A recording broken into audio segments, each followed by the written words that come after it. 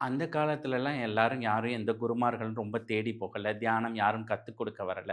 So, அந்த சித்தர்கள் சொன்ன ஒரே வரி, உங்களுடைய மூச்ச உள்ள போறதும், வெளிய வர்றதும் கவனமிக்கும்போது மனது ஒருநிலைப்படும். அதிலே ஃபோக்கஸ் ஆகும்போது என்ன ஆகும்னா, அந்த மனதோடைய உள்ள போராடிக்கிட்டு இருக்கிற அந்த எனர்ஜி லெவல் கம்மியாகி, உள்ள மனது வந்து காம் ஆயிரும்.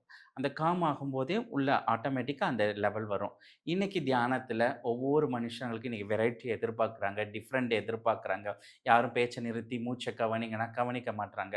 அப்ப அவங்கவங்களுக்கு இந்த டிஃபரெண்ட் எதிர்பார்க்கிறனால, அதே ஒரே பயிற்சிய ஒவ்வொரு கண்ணோட்டத்தில ஒவ்வொரு குருமார்களும், ஒவ்வொரு நபர்களும் அவங்களுக்கு ஏத்த மாரி ஒரு டிஃபரெண்ட்டா ரெடி பண்ணி கொடுக்குறாங்க.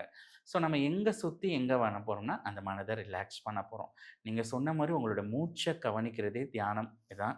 சித்தர் அன்னைக்கே சொல்லிட்டார். "பேச்சை நிறுத்தி மூச்சை கவனின்னு." நீங்க காமா உங்களுடைய மூச்சு போறது, வெளிய வர்றத அத கவனிச்சாலே, எங்க இருந்தாலும் அந்த நிலைக்குள்ள போக முடியும். இப்போ நம்மளுக்குள்ள சிச்சுவேஷன், நம்மளுடைய ஒர்க் பிரஷர், அத விட நம்ம இருக்கிற ப்ராப்ளம், அதனால சில விஷயங்கள், சில இடங்கள்ல போய் நாம அந்த தியானத்த கத்துக்கிறோம். அதுக்கான பயிற்சிகள்லாம் அவங்க கைட் பண்ற பிரகாரம் கத்துக்கிறம்போது, இன்னும் நமக்கு கொஞ்சம் அவேர்னஸ் கிடைக்கும். எந்த இடத்துலயாவது நம்மளுக்கு தெரியலைன்னா, அது ஏன் தெரியலைங்கிறத, ஏன் அப்படி வரலைங்கிறத ஒரு கிளியர் பண்ணிக்கிறக்கூடிய ஒரு வாய்ப்பு இருக்கும்.